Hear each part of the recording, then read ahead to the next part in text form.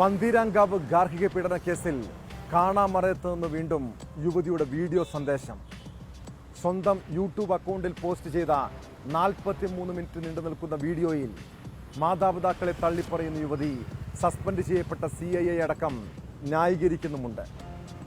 രാഹുലിനൊപ്പം പോയാൽ മതിയെന്ന് പറഞ്ഞതിനാലാണ് CI പരാതി ഗൗരവമായി എടുക്കാതിരുന്നത്. പോലീസ് സ്റ്റേഷനിൽ വെച്ച് അമ്മ ആത്മഹത്യാ ഭീഷണി മുഴക്കിയതിനാലാണ് കുടുംബത്തിനൊപ്പം പോകേണ്ടി വന്നതെന്നും പുതിയതായി പുറത്തുവിട്ട വീഡിയോയിൽ പറയുന്നു. സംഭവത്തിൽ വനിതാ കമ്മീഷൻ കോഴിക്കോട് സിറ്റി പോലീസ് കമ്മീഷണറോട് റിപ്പോർട്ട് തേടിയിട്ടുണ്ട്.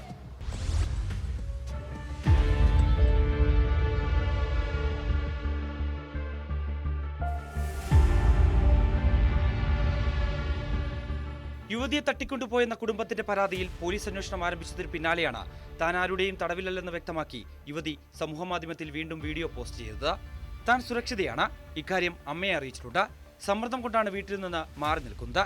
എനിക്ക് നേരെ ഉന്നയിക്കുന്നത് ഞാൻ മിസ്സിംഗ് ആണ്, അല്ലെങ്കിൽ എന്നെ ആര് തട്ടിക്കൊണ്ടുപോയി, ഭീഷണിപ്പെടുത്തി ഞാൻ പറയുന്നതാണ് ഈ കാര്യങ്ങളെല്ലാം, എന്നെ വിശ്വസിക്കരുത്, ഞാൻ നുണയാണ് എല്ലാം പറയുന്നത് എന്നുള്ള കാര്യങ്ങളാണ് ഇപ്പോൾ ഫാമിലിയുടെ സൈഡിൽ നിന്നും വരുന്നത്.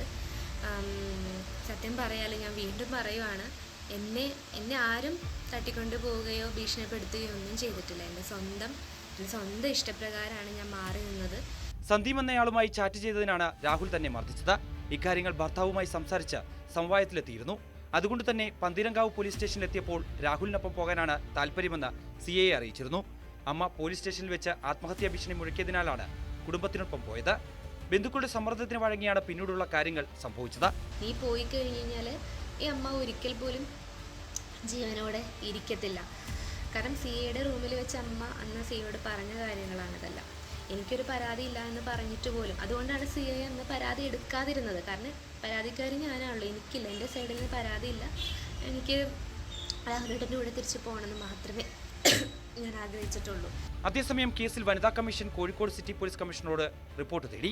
യുവതി മൊഴി മാറ്റാനുള്ള സാഹചര്യം പരിശോധിക്കും. പെൺകുട്ടിയുമായി മുമ്പ് താൻ സംസാരിച്ചിരുന്നു, കൗൺസിലിംഗും നൽകിയിരുന്നു. യാതൊരുവിധ സമ്മർദ്ദവുമില്ലാതെ പെൺകുട്ടിക്ക് മൊഴി നൽകാനുള്ള അന്തരീക്ഷം ഒരുക്കണം. പെൺകുട്ടി എവിടെയെന്ന് കണ്ടെത്തണമെന്നും വനിതാ കമ്മീഷൻ അധ്യക്ഷ P. സതീദേവി ആവശ്യപ്പെട്ടു.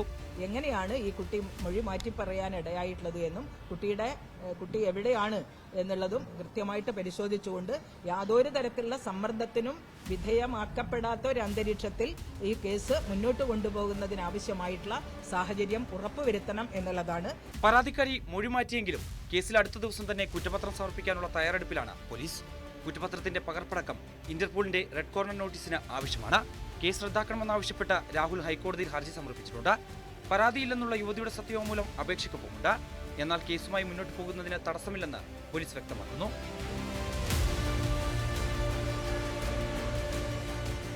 പറവൂർ സ്വദേശിയായ നവവധുവാണ് കോഴിക്കോട് പന്തീരങ്കാവിലെ ഭർത്തൃവീട്ടിൽ ക്രൂരമായ ഗാർഹിക പീഡനത്തിന് ഇരയായതായി പരാതി ഉന്നയിച്ചതും പിന്നീട് തിരുത്തി പറഞ്ഞതും.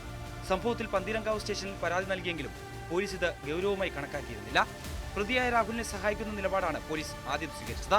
തുടർന്ന് സംഭവത്തിൽ പോലീസിനെതിരെയും ആഭ്യന്തര വകുപ്പിനെതിരെയും വിമർശനം രൂക്ഷമായതോടെയാണ് കേസിൽ നടപടി ഊർജിതമായത്.